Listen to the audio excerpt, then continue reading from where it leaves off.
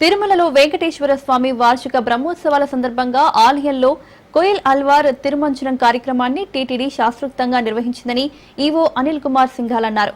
ప్రాతకాల నివేదనలు, పూజాది కార్యక్రమాల అనంతరం ఆలయం అంతటా నీటితో శుద్ధి చేస్తారన్నారు. మరోవైపు బ్రహ్మోత్సవాలకు తరలి వచ్చే భక్తుల కోసం అన్ని ఏర్పాట్లు చేస్తున్నామన్నారు.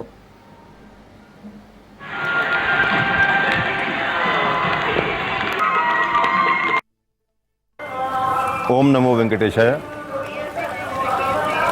శ్రీవారి సాలగట్ల బ్రహ్మోత్సవాలు ఆ సందర్భంగా ఇవాళ ఈ కోయిల్ అల్వార్ తిరుమంజనం కార్యక్రమం శాస్త్రోక్తంగా ఆగమోక్తంగా నిర్వహించడం జరుగుతూ ఉంది.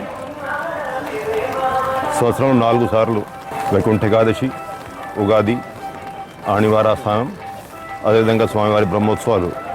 ఈ ఉత్సవాల కంటే ముందు నుండి మంగళవారం నాడు ఈ కార్యక్రమం నిర్వహించడం ఆనవాయితీగా వస్తూ ఉంది.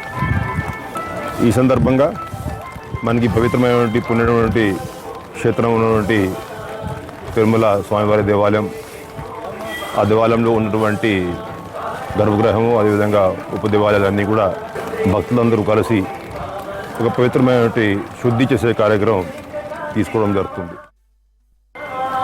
ఓం నమో వెంకటేశాయ.